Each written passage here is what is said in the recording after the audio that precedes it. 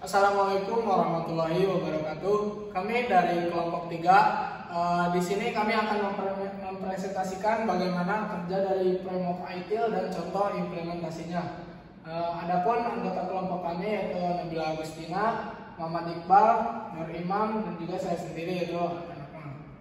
Yang pertama di sini saya akan menjelaskan apa itu ITIL. ITIL atau Information Technology Infrastructure Library adalah kerangka kerja yang menyediakan panduan terperinci untuk pengelolaan layanan teknologi informasi yang efektif dan efisien.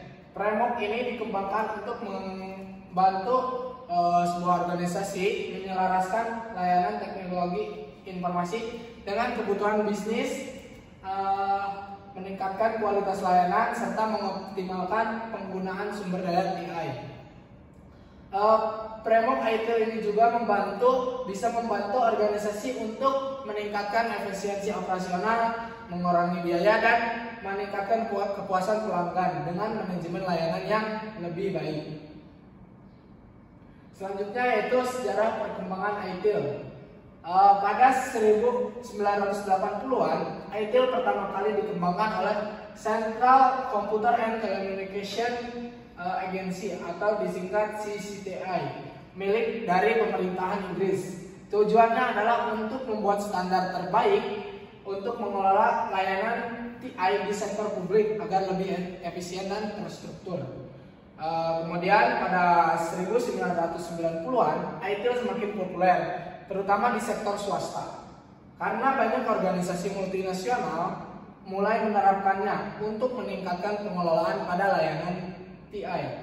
Pada pertengahan 1990-an, ITIL versi 2 diluncurkan dengan pendekatan yang lebih ringkas dan terfokus.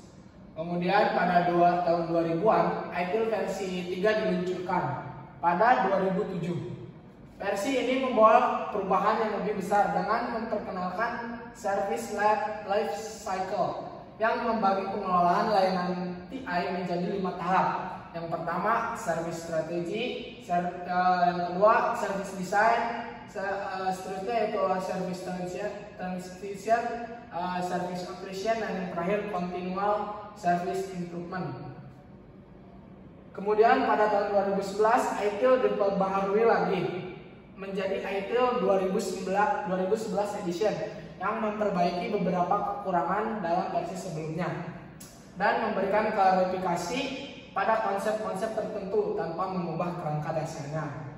Kemudian yang terakhir pada 2019, ITIL versi 4 dirilis, memberikan pendekatan yang lebih fleksibel dan adaptif. ITIL versi 4 ini menggabungkan konsep-konsep modern seperti Agile, DevOps, dan Lean untuk menjawab tantangan dalam pengelolaan layanan TI di era digital.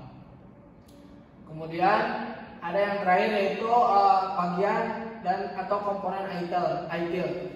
Berikut adalah konsep inti dalam framework ITIL itu sendiri. Yang pertama yaitu Service Life Cycle. ITIL mengatur manajemen layanan TI dalam 5 tahap siklus hidup layanan. Yang pertama, service strategi, service design, service transition, service operation, dan continual service improvement atau CSI. Yang kedua, best practice. ITIL menawarkan praktik-praktik terbaik untuk mengelola layanan TI yang bisa disesuaikan dengan kebutuhan dan kondisi sebuah organisasi.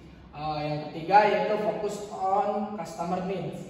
ITIL sangat menekankan pada pemahaman kebutuhan pelanggan dan memberikan layanan yang memberikan nilai bagi sebuah bisnis.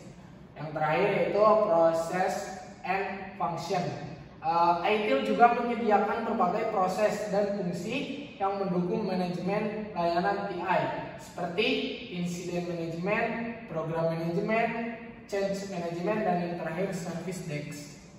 Baik, selanjutnya akan kami jelaskan mengenai manfaat dari ITIL itu sendiri. Yang pertama itu meningkatkan efisiensi. ITIL membantu perusahaan menjalankan operasional IT dengan lebih terstruktur, mengurangi waktu dan sumber daya yang terbuang. Yang kedua, mengurangi biaya. Dengan pengelolaan yang lebih baik, perusahaan bisa mengoptimalkan anggaran IT dan mengurangi pemborosan. Yang ketiga, meningkatkan kualitas layanan. Standar dan praktik terbaik yang diterapkan dalam ITIL meningkatkan keandalan dan kualitas layanan IT itu sendiri. Yang keempat, ada manajemen risiko lebih baik. ITIL mengelola perubahan dan masalah dengan lebih aman, mengurangi risiko gangguan layanan. Lalu yang kelima, yaitu meningkatkan kepuasan pelanggan. Layanan IT yang lebih baik dan cepat membuat pelanggan lebih puas atas layanan. Yang keenam, kolaborasi yang lebih baik. ITIL mempromosikan kerjasama antar tim dan komunikasi yang lebih jelas. Ketujuh, ada perbaikan berkelanjutan. ITIL mendorong evaluasi dan peningkatan layanan secara terus-menerus. Yang kedelapan, ada respon cepat terhadap perubahan. ITIL membuat perusahaan lebih adaptif terhadap perubahan kebutuhan bisnis dan teknologi. Selanjutnya, ada perbedaan ITIL dengan framework lainnya. Yang pertama itu ada fokus pada manajemen layanan IT. ITIL berorientasi pada pengelolaan layanan IT untuk memenuhi kebutuhan bisnis dan memberikan nilai bagi pelanggan. Yang kedua, ada siklus hidup layanan. ITIL memiliki 5 tahap siklus hidup layanan. Yang pertama itu ada strategi, yang kedua desain, ketiga transisi, 4 operasional, dan yang terakhir itu peningkatan berkelanjutan untuk mengelola layanan dari awal hingga akhir. Yang ketiga, ada praktik terbaik yang teruji. ITIL berdasarkan pada praktik terbaik yang telah terbukti efektif di berbagai organisasi. Yang keempat, ada fleksibilitas dan adaptabilitas. ITIL dapat disesuaikan dengan kebutuhan organisasi itu, baik secara penuh maupun sebagian. Yang kelima, ada peningkatan berkelanjutan. ITIL menekankan pentingnya terus-menerus mengevaluasi dan memperbaiki layanan. Yang keenam, ada pemisahan proses dan fungsi. ITIL memisahkan tanggung jawab proses, misalnya pengelolaan insiden, dan fungsi, misalnya service desk untuk kejelasan tugas. Yang ketujuh, ada berpusat pada pelanggan. ITIL menempatkan pelanggan sebagai fokus utama, memastikan layanan memberikan nilai nyata bagi mereka. Yang kedelapan, ada integrasi dengan framework lain. ITIL bisa digabungkan dengan framework lain seperti COVID dan DevOps untuk memperkuat manajemen IT. Yang kesembilan, ada pengelolaan risiko. ITIL memiliki pendekatan yang baik dalam mengelola risiko, terutama terkait perubahan dan masalah layanan. Contoh implementasi ITIL itu sendiri, kami mengambil pada jurnal yang berjudul pada sistem informasi new modern dengan fokus service operation di studi kasusnya CV Cahya Makmur Abadi. Di sini ada sedikit pendahuluan, saya bacakan sebagian mungkin ya. Yang CV Cahya Makmur Abadi Purwokerto merupakan anak perusahaan dari PT Kapas Modern Yogyakarta. CV Cahya Makmur Abadi ini berlokasi di Jalan Supriyadi nomor 47 Purwokerto Wetan, Kecamatan Purwokerto Timur, Kabupaten Banyumas, Jawa Tengah. Sebagai perusahaan yang telah menggunakan sistem informasi yang bergerak di bidang distribusi, CV Cahya Makmur Abadi telah menerapkan teknologi informasi sebagai infrastruktur untuk memberikan informasi terkait distribusi. Melalui penerapan ITIL Fitri pada sistem informasi new modern, perusahaan-perusahaan dan lembaga seperti CV Cahya Makmur Abadi diharapkan dapat mengatasi berbagai tantangan dan persoalan yang sering dihadapi. Adapun fokus utama dari jurnal ini adalah untuk mengimplementasikan kontribusi ITIL Fitri terhadap peningkatan efektivitas operasional dengan spesifikasinya pada service operation.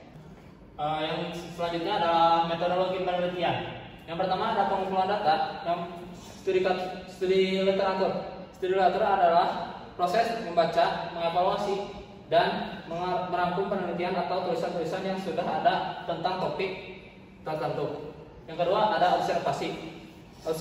Observasi merupakan pengamatan yang meliputi kegiatan pemusatan perhatian terhadap semua objek dengan menggunakan seluruh alat indera. Yang ketiga ada wawancara. Wawancara adalah sebuah kegiatan yang melakukan percakapan dengan maksud tertentu. Yang metodologi kedua ada metode pengelolaan data. Analisis data merupakan proses yang merinci usaha secara formal untuk menentukan tema dan merumuskan potensi kerja. Cara pengumpulannya ada mengumpulkan data-data yang sudah ditelaah, memilih hal-hal yang pokok yang digunakan, menyusun hasil-hasil data, dan memeriksa kembali data yang terakhir. Yang ketiga ada metode IT Server Management. IT Server Management adalah konsep manajemen dalam memberikan layanan teknologi informasi secara baik dan berhasil kepada pelanggan. Yang keempat ada Informasi Teknologi Infrastruktur Delivery atau ITIL. ITIL ini memiliki server strategi, server design, server transition, server operation, continual server improvement atau CSI. Hasil dan pembahasan ada tampilan aplikasi. Pada saat menjalankan kegiatan operasional perusahaan, perlu adanya sebuah teknologi untuk menunjang proses bisnisnya.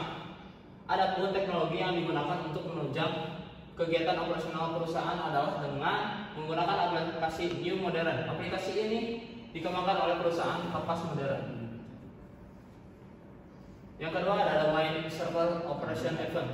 Event management adalah peristiwa yang dapat didefinisikan sebagai setiap perubahan status yang memiliki arti penting bagi pengelola layanan.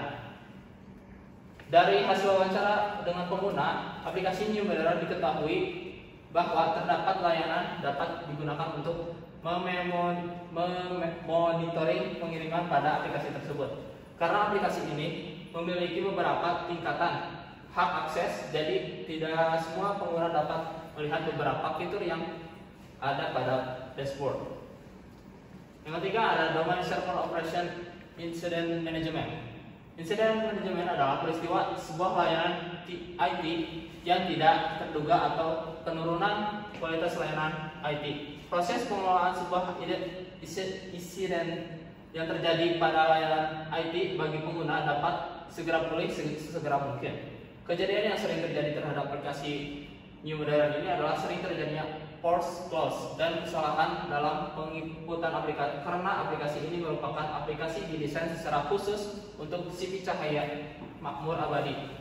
Sehingga jika aplikasi tersebut mengalami beberapa risiko yang harus diperbaiki dan pihak yang bersangkutan harus langsung menghubungi ke bagian IT pusat sehingga langsung diperbaiki dan dapat berjalan secara normal. Nah, baik, selanjutnya ada domain server operation fulfillment. Request fulfillment adalah proses memenuhi permintaan pengguna layanan TI di luar laporan terkait dengan insiden IT. Request fulfillment adalah proses menangani permintaan layanan dari pengguna. Tujuan dari penggunaan permintaan ini untuk menyediakan saluran bagi pengguna untuk meminta dan menerima layanan standar yang proses persetujuan dan kualifikasinya telah ditentukan sebelumnya. Untuk memberikan informasi kepada pengguna tentang ketersediaan layanan dan prosedur untuk mencari dan mengirimkan komponen layanan standar yang diminta. Tujuan terakhir untuk membantu dengan informasi umum, keluhan, dan komentar. Nah, terus ada domain service operation problem management. Problem management adalah proses mengelola sumber masalah insiden layanan TI agar insiden-insiden tersebut tidak terjadi di kemudian hari dan memperkecil akibat dari kejadian atau insiden yang tidak dapat dihindari. Problem management adalah proses bertanggung jawab untuk mengelola siklus hidup semua masalah. Tujuan utama problem management adalah mencegah terjadinya insiden yang diakibatkan untuk menghilangkan insiden berulang dan untuk meminimalkan dampak insiden yang tidak dapat dicegah. Terus ada domain operation access management. Akses manajemen adalah proses pengelolaan hak akses pengguna ke sistem layanan TI. Setiap organisasi harus mempunyai kebijakan yang mengatur hak akses layanan TI dan bagaimana cara orang tersebut meminta akses layanan. Akses manajemen memberikan hak kepada pengguna untuk dapat menggunakan layanan atau grup layanan. Oleh karena itu, pelaksanaan kebijakan dan tindakan didefinisikan dalam manajemen keamanan dan ketersediaan. Nah, terus ada yang terakhir, ada rekomendasi. Dari hasil analisis menggunakan framework ITIL P3 dengan domain service operation adalah beberapa subdomain yang sudah cukup baik, tetapi ada juga subdomain yang perlu diperhatikan dan diberikan rekomendasi agar dapat meningkatkan layanan dan menjadi lebih baik. Nah, di sini ada tematika rekomendasi, ada subdomain dan rekomendasi. Yang satu ada incident management, mengubah sistem dari sistem portable menjadi sistem yang berupa aplikasi yang dapat diinstal langsung pada komputer atau smartphone pengguna. Yang kedua ada problem management, memperbarui sistem dengan versi yang terbaru agar sistem tersebut dapat mengubah atau mengganti data yang sudah ada, tidak perlu lagi menghapus data yang sudah tersedia sebelumnya. Dan yang terakhir ada request fulfillment, memberikan model pengguna sistem new modern sesuai dengan sistem yang sudah berjalan saat ini, sehingga pengguna baru tidak kebingungan saat ingin mempelajari sistem new modern ini. Sekian presentasi yang kelompok kami dapat sampaikan. Mohon maaf masih banyak kekurangan dan kesalahan. Sekian. Assalamualaikum warahmatullahi wabarakatuh. Waalaikumsalam warahmatullahi wabarakatuh.